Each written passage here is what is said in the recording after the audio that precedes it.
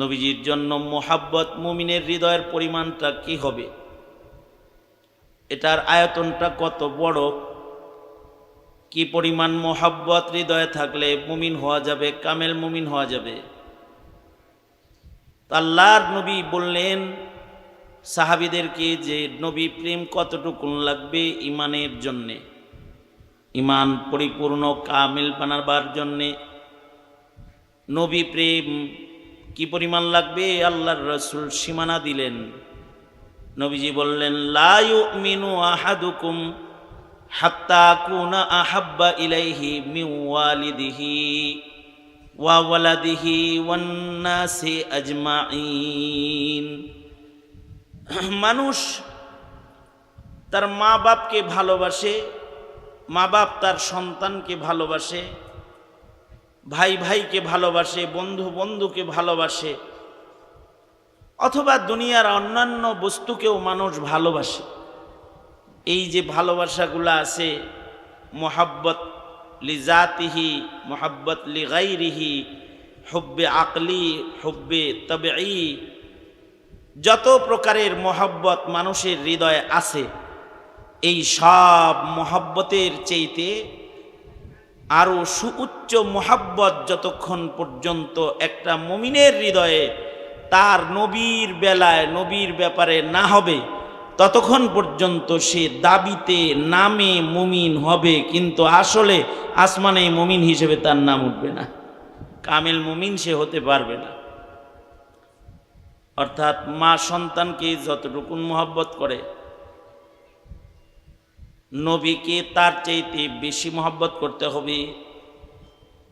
সন্তান মাকে যতটুকুন মোহাব্বত করে, নবীজিকে উম্মত তার চাইতে বেশি মোহাব্বত করতে হইব। ভাই ভাইকে যতটুকুন মোহাব্বত করে, নবীজিকে তার চাইতে বেশি মোহাব্বত করতে হবে। কর্মী তার নেতাকে যতটুকুন মোহাব্বত করে, উম্মত হিসেবে নবীকে তার চাইতে সুউচ্চ মোহাব্বতটা দিতে হবে।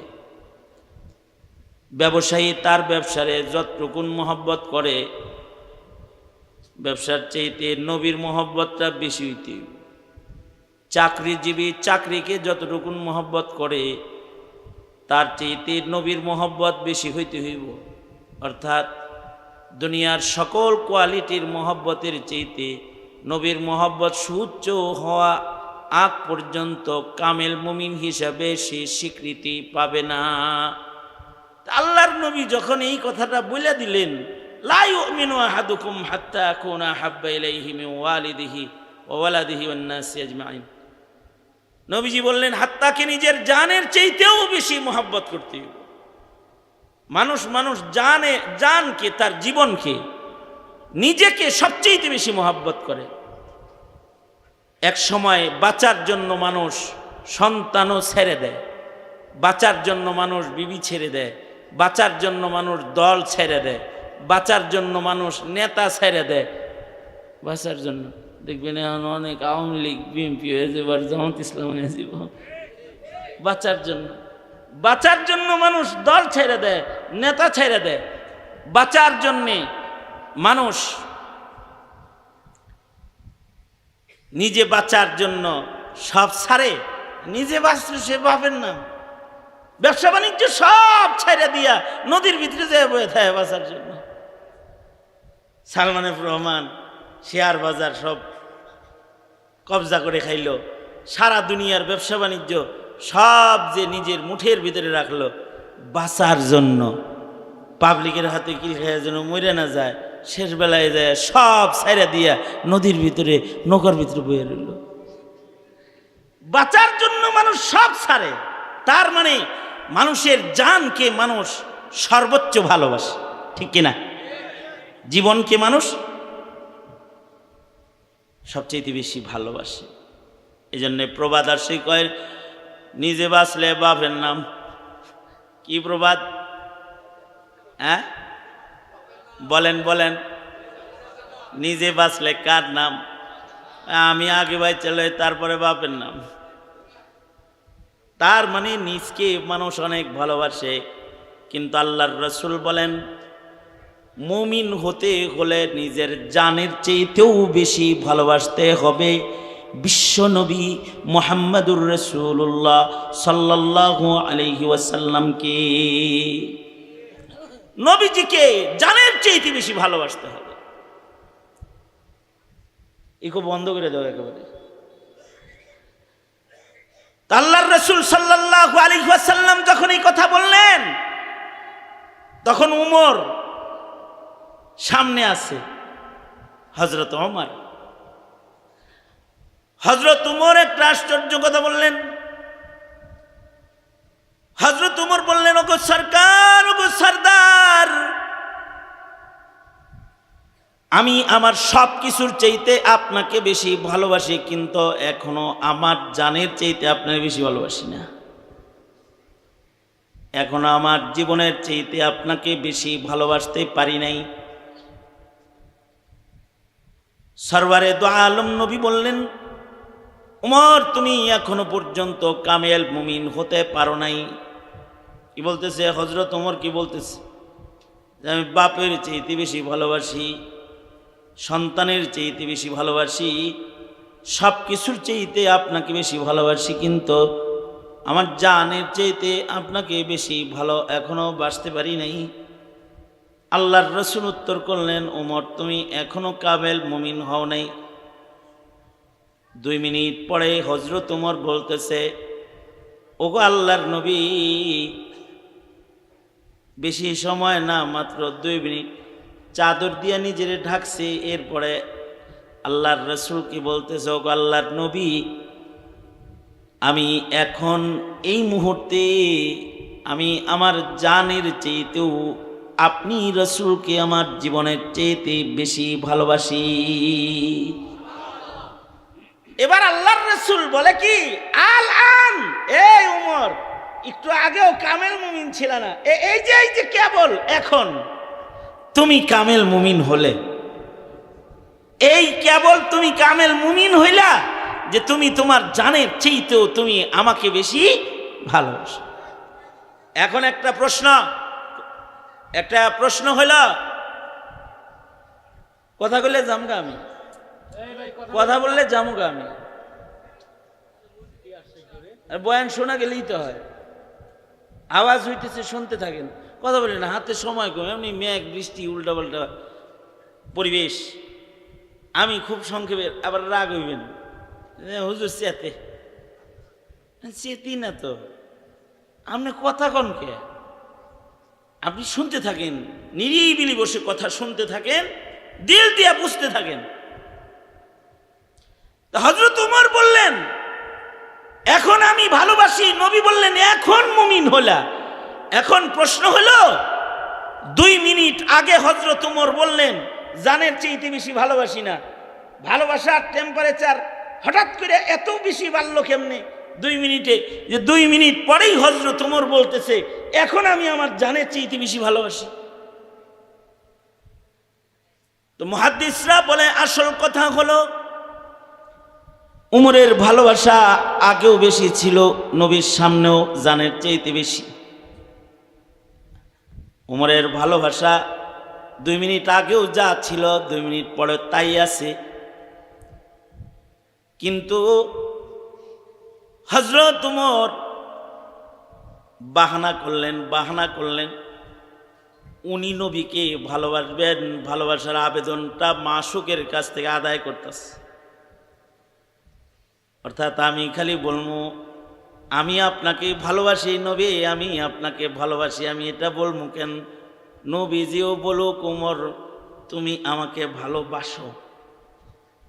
নবীর পক্ষ থেকে ইজাব হোক, আবেদন হোক, আর আমার পক্ষ থেকে কবুল হয়ে যাক। ইজাব আর কবুলের মাধ্যমে ভালোবাসাটা আল্লাহর কাছে সেটেল হয়ে যাক। আল্লাহু আকবার, জোরে করে বলেন। অর্থাৎ রাসূলও বলে, ওমর তুমি আমাকে ভালোবাসো, আর হযরত ওমরও বলতেছে, ওগো আল্লাহর নবী আমি বাসি। ভালোবাসাবাসিটা বন্ধুর সাথে, আল্লাহর দোস্তের সাথে যদি তার মুখ দিয়ে সেটেল হয়ে যায়, ময়দানে মাশারে আল্লাহ তাআলা নবীর আশেকের দপ্তর থেকে তার বন্ধুর স্বীকৃতিওয়ালা একটা আশেকরে কাইটা দিবে না। একটা বাহানা করে জিনিসটা সেটেল করে নিতেছে। আল্লামা উসমানী বলেন যে হযরত ওমর বাহানা করে, জাস্টিস তাকি উসমানী বলেন ফাথুল মুলহিমে, বাহানা করে নবীর মুখ দিয়ে এটা বাইর করে নিলেন। তাছাড়া হযরত ওমরের মুহাব্বত তো আগেও বেশি ছিল। আরো মুহাদ্দিসদের কত ব্যাখ্যা হাদিসে, মুহাদ্দিসরা কত কথা কয়। মুহাদ্দিসরা বলেন যে আসলে নবীর প্রেমটা কি, কেমন, এটা নবী প্রেমিকদেরকে শিখাইতে হইব। তো শিখাইবার লেগা আল্লাহ তাআলা একটা চিত্র আঁকলেন, প্রেম চিত্র আঁকলেন। একটা প্রেম চিত্রের মাধ্যমে নবী প্রেমের চিত্রায়ন করলেন।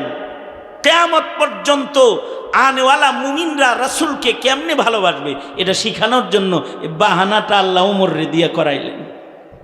আর ওমর কি দিয়ে আল্লাহ তাআলা এমন বাহানা করাইতে পারেন? কারণ হযরত ওমর সাধারণ কোনো আশিক না, সাধারণ কোনো মুমিন না। আল্লাহর রাসূল হযরত ওমরের আজব আজব শান বলেছেন। আসলেই হযরত ওমরের আজব শান। আল্লাহর রাসূল হযরত ওমরের মানাকিব বলতে গিয়ে বুঝাইছেন, আল্লাহর রাসূল ওমরের মর্যাদা বলতে গিয়ে বলেছেন, লাউ কানা বাদি নবিয়্যুন লাকানা ওমর। সরকার বলেন, হে আমার সাহাবীরা শোনো শোনো, আমার ওমরের শান কত জানো? আমার পরে যদি এই দুনিয়াতে কাউকে আল্লাহ তাআলা নবুয়ত দিতেন, তাহলে উমরকে আল্লাহ তাআলা নবী বানাইতেন, নবুয়ত দান করতেন। আল্লাহু আকবার। জোরে আওয়াজ করে বলেন আল্লাহু আকবার। এটা উমরের আজব শান। ইসলাম সে তো পরশমণি, তারে কে পেয়েছে খুঁজিয়ে, পরশে তাহার শোনা হলো যারা, তাদের ওই মোরা বুঝি। বলেছেন হযরত রাসূল শেষ পয়গম্বর, আমার পরে যদি নবী হতো কেউ, হতো ঠিক সে উমর। অর্থাৎ হযরত উমরের আজব শান হলো নবীর পরে আর নবী নাই। আমাদের নবীর শান হলো আমাদের নবী শেষ নবী। আমাদের নবীর পরে কিয়ামত পর্যন্ত আর কোনো নবী নাই। নবীজি শেষ নবী। এ কারণে স্লোগান হলো নবীর পরে নবী নাই, সংসদে এই আইন চাই। কি ঠিক না? ঠিক। নবীর পরে নবী নাই, সংসদে এই আইনটা চাই। ঠিক কি না? আওয়াজ করে বলেন। আপনাদের দাবি না এটা? শুধু আপনাদের দাবি না, 17 কোটি মুসলমানের দাবি বাংলাদেশের সংসদে এই আইন হতে হবে, নবীর পরে নবী নাই, নবীর পরে নবী নাই। নবীর পরে কেউ যদি নবী হতো তাহলে উমরকে নবুয়ত দেয়া হতো। এটা উমরের মাকাম, মর্যাদা। কারণ হযরত উমর তো এক শানওয়ালা মানুষ, এমন শানওয়ালা যে নবীজির সাথে হযরত উমর কবরেও শুয়ে আছে। কারণ হযরত উমরের শান আয়েশা সিদ্দিকাকে আল্লাহর রাসূল নিজে বর্ণনা করছেন। একদিন হযরত উম্মুল মুমিনিন আয়েশা সিদ্দিকা বলে, ওগো আল্লাহর নবী, আকাশের তারকাগুলা কেউ গুনতে পারবে না। ওগো আল্লাহর নবী, আপনার উম্মতের ভেতরে এমন কেউ কি আছে যার নেকি ফেরেশতারা গুনতে পারবে না? সরকার বললেন, হ্যাঁ আছে, আমার উম্মতের ভেতরে এমন মানুষ যার নেকি ফেরেশতারা গুনাও শেষ করতে পারবে না। উম্মুল মুমিনিন সিদ্দিকা মনে করছেন আবু বকর নাম উচ্চারিত হবে, জিগাইলেন কে, তার নামটা আমার শুনতে মনে চায়। আল্লাহর রাসূল বলেন, আয়েশা, আমার উম্মতের ভেতরে আমার উমর এত নেকওয়ালা, আকাশের তারা যেমন মানুষের সাধ্যে গোনা সম্ভব নয়, আমার উমরের নেক ফেরেশতাদের গয়না শেষ করা সম্ভব নয়। এত নেকি উমরের আছে। এই কারণেই হযরত আয়েশা নিজের কবরের জায়গাটাও ছেড়ে দিয়েছেন। অর্থাৎ হুজরায়ে আয়েশায় মোট 4টা কবরের জায়গা। রওজা আতহার যেখানে উম্মুল মুমিনিন হযরত আয়েশা সিদ্দিকার কামরা যেটা, ঘর যেটা, এই ঘরের ভেতরে মোট কবরের জায়গা হলো 4টা। এর ভেতরে একটা কবরের জায়গা হযরত ঈসা আলাইহিস সালাতু ওয়াস সালামের জন্য আল্লাহর রাসূল ওসিয়ত করে গেছেন, এই জায়গায় ঈসা নবীর কবর হবে।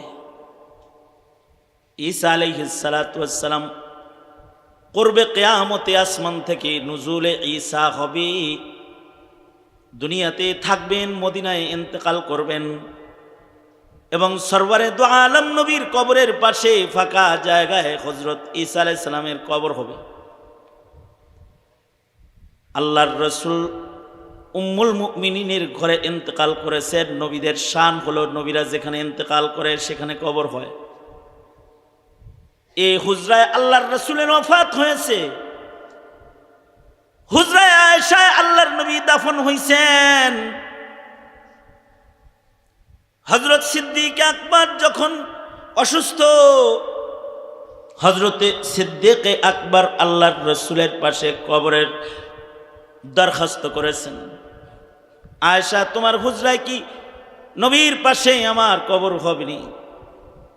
অবশ্যই স্বামীর সাথে বাবার সাথে আমি থাকব, বাবা আপনার কবর এখানে হবে।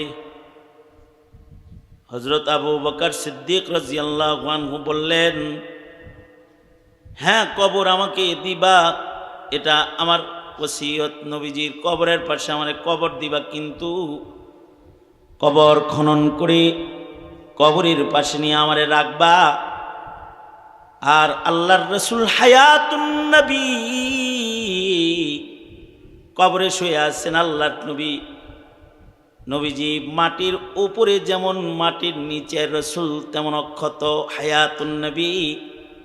নবীজির কাছে জিজ্ঞাসা করবা, ও আল্লাহর নবী, আপনারা আবু বকরকে আপনার পাশে শোয়ানোর জন্য আমরা সাজায় গুজায় লয়ে আইছি, এজাজত যদি দেন তো আপনার আবু বকরকে আপনার পাশে কবরে আমরা শোয়া দিব।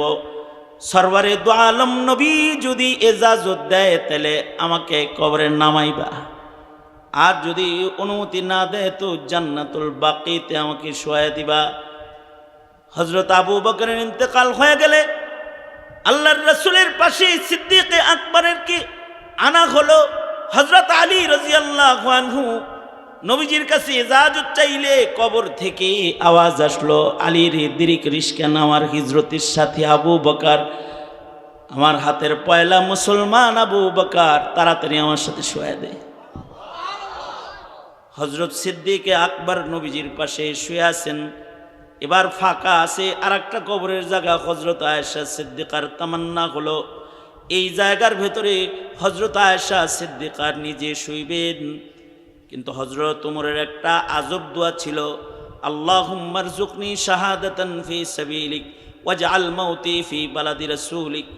শাহাদাতের মৌত চাই, মদিনায় মরণ চাই। মহান আল্লাহ হযরত উমরের দোয়া কবুল করে শাহাদাতের মৌত মদিনায় দিয়ে দিলেন। হযরত উমর যখন মৃত্যুর ইন্তজার করতেছিলেন, মদিনায় মৃত্যু হয়েছে, এবার নিজের কবরের জায়গাটা আরেকটু ভালো বানাইবার জন্য নিজের সন্তান আব্দুল্লাহ ইবনে ওমরকে সিদ্দিকা উম্মুল মুমিনিনের কাছে পাঠাইলেন। বলেন, যাও আয়েশা সিদ্দিকা উম্মুল মুমিনিনকে বলো, তার যে কবরের জায়গাটা উনি ওনার জন্য রাখছে, উনি যদি দয়া করে ওনার কবরের জায়গাটা আমাকে একটু দান করে, তাহলে আমি বরজখের জগতে নবীর কদমের কাছে একটু জায়গা চাই, কারণ কবরের জগতে আমি উমর বড় ভয় পাই। দেখো, অনুমতি দেয়নি। বদরুদ্দিন আইনি রহমতুল্লাহ আলাইহি শারিহুল বুখারী তিনি বলেন, আয়েশা সিদ্দিকার তখন উমরের শান মনে পড়ে গেছে। উমরের নেকি তো ফেরেশতাও কইনা শেষ করতে পারবে না।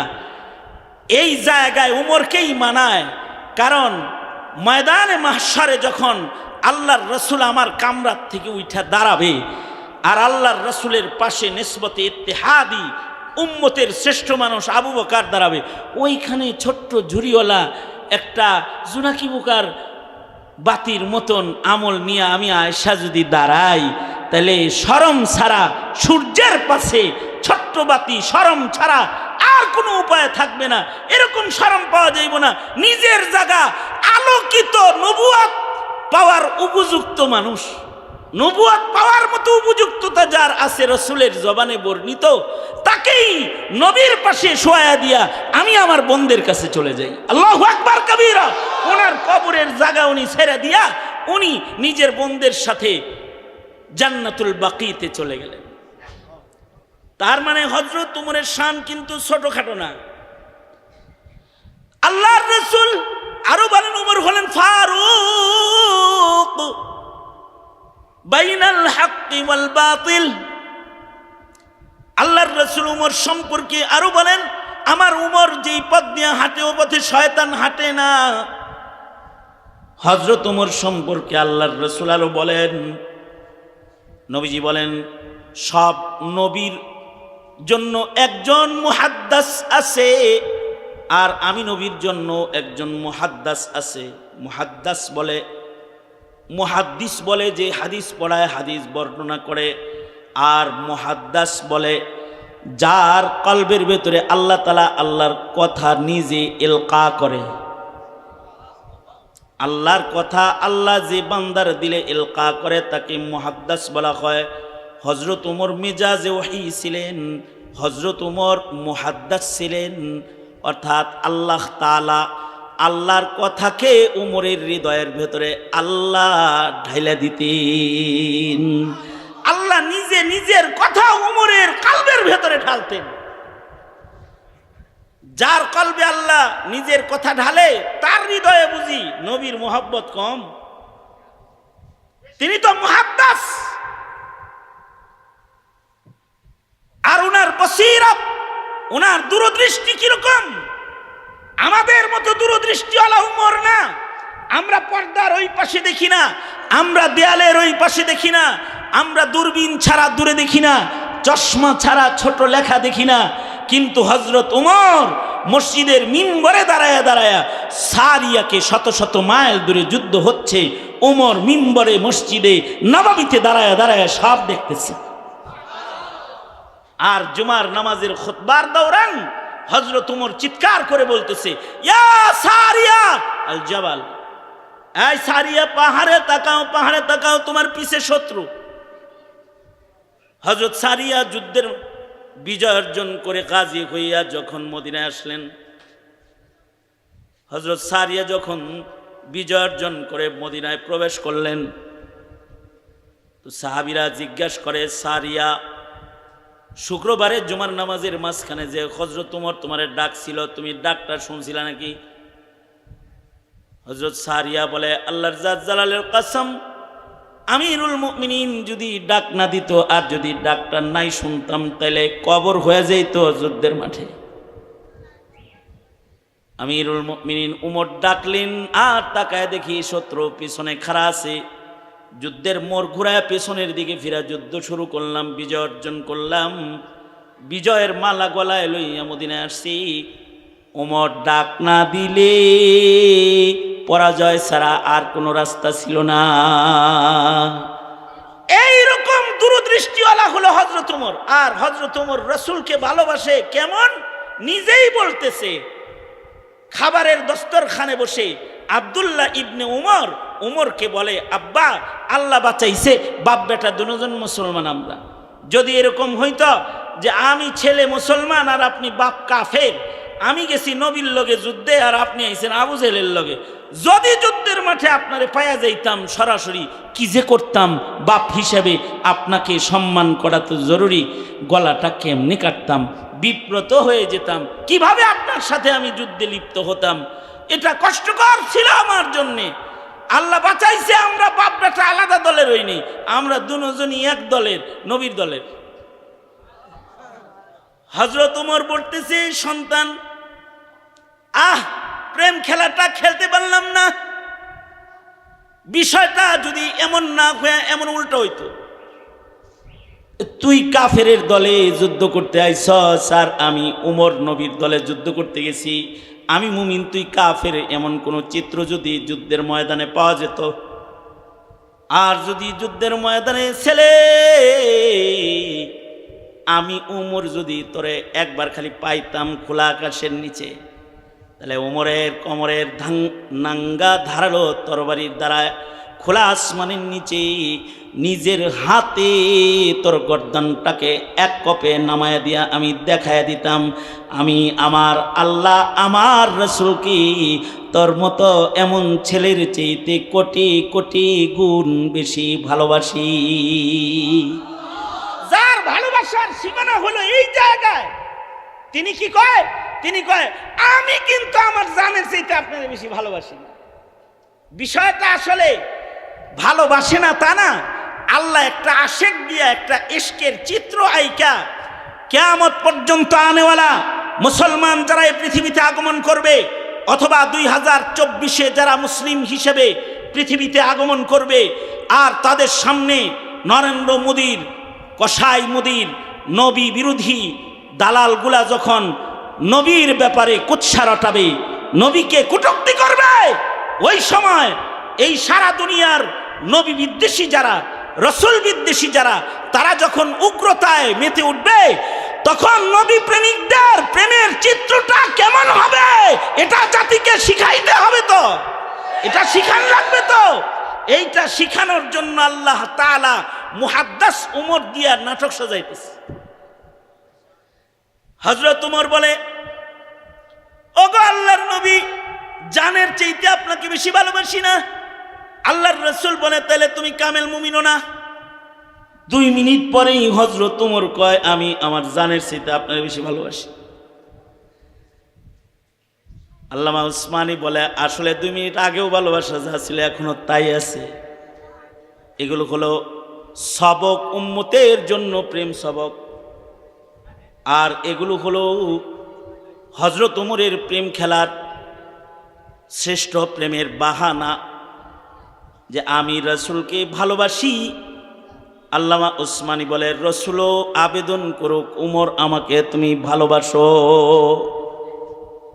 এ কারণে হে মুসলিম মিল্লাতের সৈনিকেরা, যারা জন্মসূত্রে মুখে পেয়েছ লা ইলাহা ইল্লাল্লাহ মুহাম্মাদুর রাসূলুল্লাহ, মনে রাখবে এই কালেমাওয়ালার জন্য ইমানের মুহাব্বত, নবীর মুহাব্বত, মাদ্রাসার মুহাব্বত, কোরআনের মুহাব্বত, ধর্মের মুহাব্বত, আলেমের মুহাব্বত, হুব্বে ইমানি যেগুলো আছে, এই ইমানি মুহাব্বতগুলোকে দুনিয়ার অন্য মুহাব্বতের নিচে ফালায়া কসম আল্লাহর কামেল মুমিন হিসেবে আল্লাহর আদালতে দাঁড়ানো যাবে না।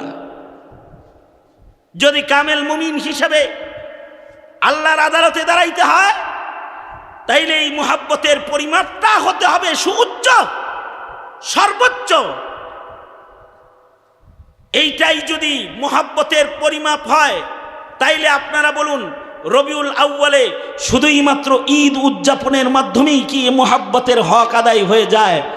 অথবা বৎসরে 2টি র্যালি করলেই কি এই মুহাব্বতের হক আদায় হয়ে যায়? অথবা ঈদে মিলাদুন নবী পালন করলেই কি এই মুহাব্বতের হক আদায় হয়ে যায়? নাকি শেষ নিঃশ্বাস পর্যন্ত জীবনের বিনিময়ে হলেও নবীর ইজ্জত রক্ষা করে নবীর ইত্তিবার মাধ্যমে মুহাব্বত প্রমাণ করতে হয়? এটাও তো শিখার বিষয় আছে, ঠিক কিনা? যারা আওয়াজ করে বলেন, এটা শিখার বিষয় আছে। শুধুই মাত্র এটা শিখার বিষয় তা না, এটা নিজের সন্তানকে শিখানোরও বিষয়। আমি শুধু জানলাম, আমার ছেলে জানলো না, আমার মেয়ে জানলো না, আমার বিবি জানলো না, তা না। সাহাবীরা নিজেও মুহাব্বত করছে, বিবিরেও মুহাব্বত শিখাইছে, নিজেও মুহাব্বত করছে, ছেলেরও নবী প্রেম শিখাইছে। আর আমরা নবীকে মুহাব্বত করলেও আমাদের ঘরে নবী বিদ্বেষী শয়তান বসবাস করছে। আমাদের মুসলিম ঘরে নাস্তিক জন্ম হচ্ছে, আমাদের ঘরের রমণীরা নবী বিদ্বেষ প্রকাশ করছে। এই ভাই দাঁড়িয়ে রাখেন না কে রে, কয় বউ অনুমতি দেয় না। তার মানে বিবিরে নবীর মোহাব্বত শিখানো হয় নাই। এই ভাই আপনার ছেলেটা উল্টা চলে কেন রে, কয় আমারে মানে না, ওই নেতারে মানে। তার মানে নেতা চিনেছে কিন্তু আপনার সন্তান আপনার নবী চিনে নেই। এখন কেন চিনাইলেন না? ময়দানে মাহশারে যদি আল্লাহ জিজ্ঞেস করে কি উত্তর দিবেন? সঙ্গত কারণে আমার দাওয়াত হলো প্রতিটি ঘরে ঘরে সিরাতুন নবীর আলোচনা, নবী পাকের মানাকিব, নবী পাকের শান, নবী পাকের মুহাব্বতের আলোচনা, নবী পাকের সাথে উম্মতের সাথে মুহাব্বতের তাআল্লুকটা কেমন হওয়া চাই। এই আলোচনাগুলো যত মিল্লাতের কাছে পৌঁছবে, কেউ নবীর আশেক হবে তো আল্লাহ তাআলা এই বান্দাটার আশেক হয়ে যাবে। এইটাই আল্লাহ পাকের ওয়াদা। কুল ইন কুনতুম তুহিব্বুনাল্লাহ, কুল ইন কুনতুম তুহিব্বুনাল্লাহ ফাত্তাবিউনি ইউহিব্বুকুমুল্লাহ ওয়া ইয়াগফির লাকুম যুনুবাকুম ওয়াল্লাহু গফুরুর রহিম। আমরা যদি আল্লাহর ভালোবাসা চাই, আল্লাহ কয় আমাদের নবীর আশেক হইতে। আমরা নবীর আশেক যেমন হব, আল্লাহ আমাদের আশেক তেমন হবে। এ কারণে এই সাহাবীদের প্রতিযোগিতা ছিল নবীর আশেক হওয়ার। কেউ ইশক প্রকাশ করতে যায়, কয় আল্লাহ চোখটা লয়ে যাও, যে চোখ দিয়ে রসুল দেখা যাবে না ওই চোখ আমার লাগবে না। কেউ বলে যে গোসলের পরে পাক পয়গম্বরকে পাওয়া যাবে না, আমার অমন বদন আর পাক করতে হবে না। না পাক অবস্থায় যুদ্ধের ময়দানে উহুদের মাঠে চলে গেছে, অংশগ্রহণ করেছে, নিজের জান বিতরণ করে ফেলেছে, নবীর প্রেমটা প্রকাশ করে ফেলেছে। অর্থাৎ আল্লাহরে কয়, ওগো আল্লাহ, আমার নিজের বদন পাক করার চাইতে তোমার নবীর শান মান, তোমার নবীর জান রক্ষা করার মায়া আমার বেশি। যুদ্ধের ময়দানে চলে গেছে তো আল্লাহ তাআলা নবীর আশেকের কদর কেমন করেছে যে শুধুই মাত্র আমল নামার গুনাহ ধোয়া নাই, আল্লাহ তাআলা দেহের নাপাকটাও ধুয়ে দিছে। যুদ্ধের ময়দানে হানজালাকে গোসল দেওয়ার জন্য যখন হানজালাকে তালাশ করা হচ্ছে, তো হযরত জিবরাইল এসে বলে, সরকার গো, এটা আপনার আশে করে গোসল দেওয়ার জন্য আপনার খোঁজা লাগবে না। আকাশে তাকায়া দেখেন, আপনার আশেকের প্রেমে পড়ে আল্লাহ নিজে ইশক প্রকাশ করে ফেলেছে। দুনিয়ার পানি নয়, জান্নাতের পানি দিয়ে হানজালাকে আল্লাহ গোসল দিয়ে দিছে। কেউ যদি নবী প্রেম প্রকাশ করে তো তার জন্য আল্লাহ আল্লাহর প্রেম প্রকাশ করে। সঙ্গত কারণে মৌলবীরা নবী প্রেম প্রকাশ করতে যায়।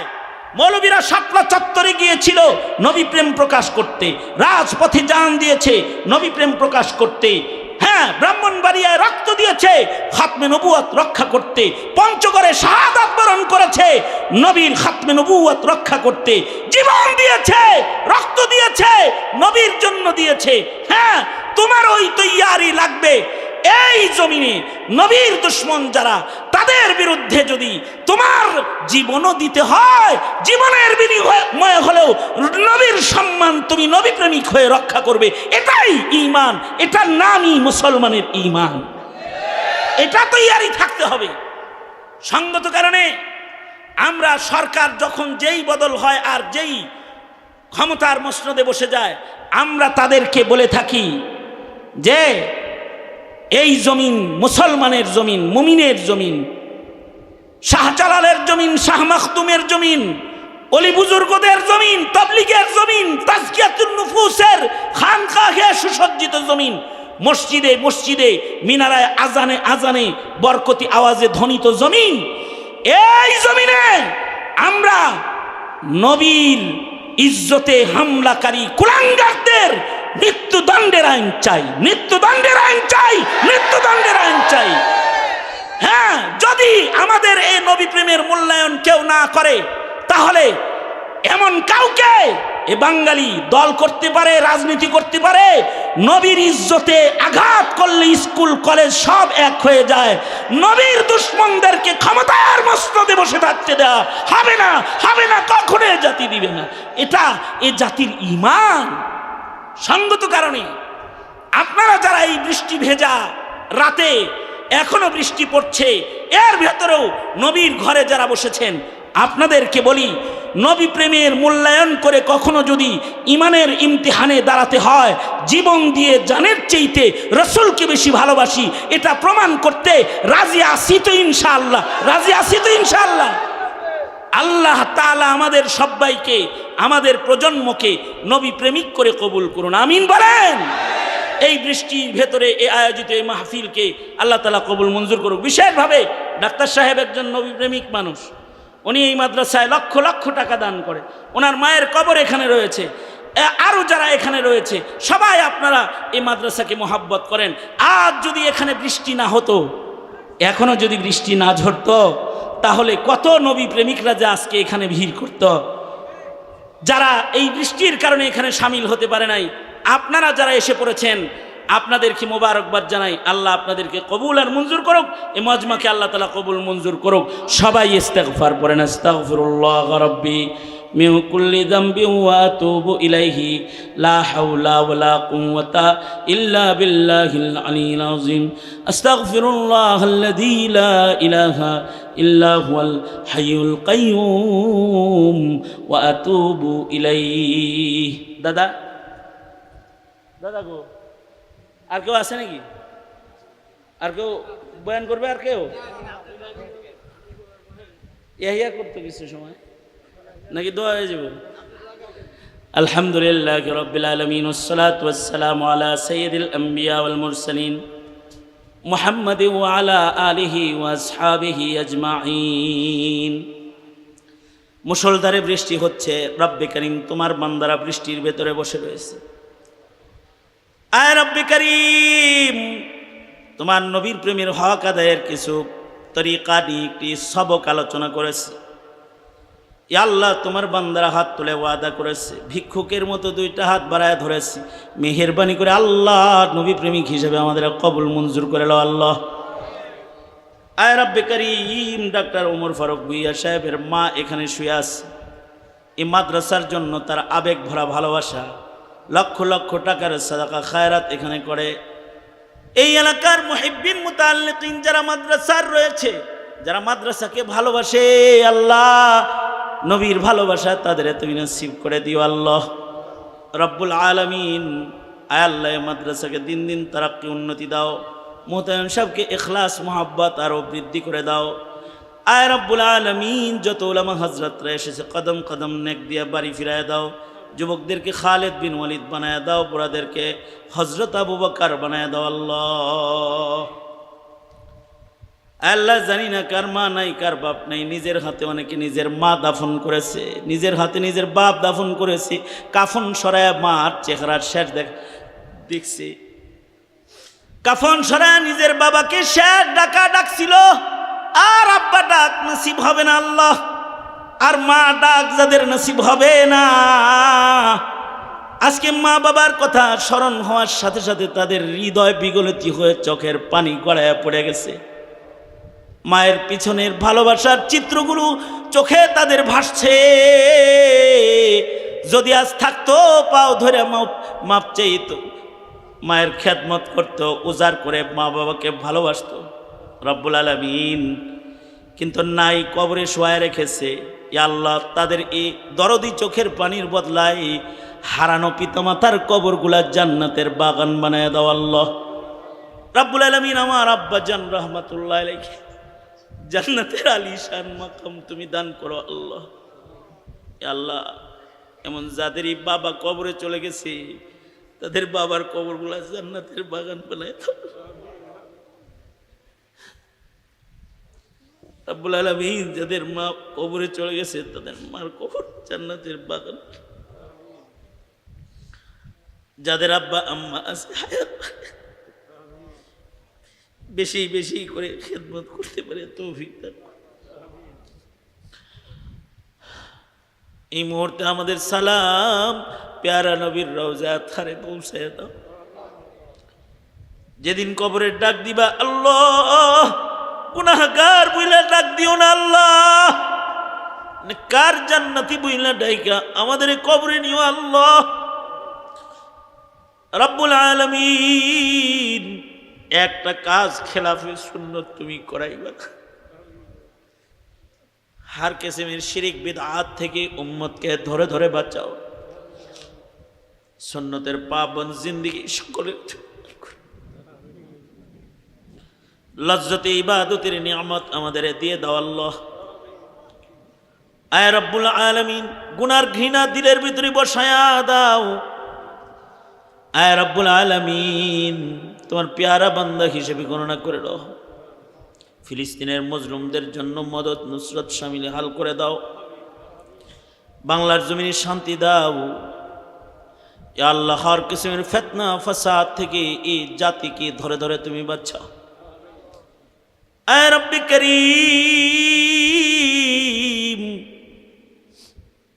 ইয়া আল্লাহ যেদিন মৃত্যু দিবা সেদিন শাহাদাতের মওত আমাদের দিও। আল্লাহুম্মা রযুকনা শাহাদাতান ফি সাবিলিক ওয়াজআল মাউতানা ফি বালাদি রাসূলিক। আল্লাহুম্মা আরজিনি বিকযাইক ওয়া বারিক লি ফীমা কুদ্দিরা লি হাত্তা লা উহিব্বু তা'জিলা মা আখারতা ওয়া লা তা'খিরা মা আজ্জালতা। اللهم أحيني مسكينا وأمتني مسكينا واحشرني في زمرة المساكين. اللهم أحيني ما علمت الحياة خيرا لي وتوفني إذا علمت الوفاة خيرا لي. سبحان ربك رب العزة عما يصفون وسلام على المرسلين والحمد لله رب العالمين. آمين آمين برحمتك يا أرحم الراحمين.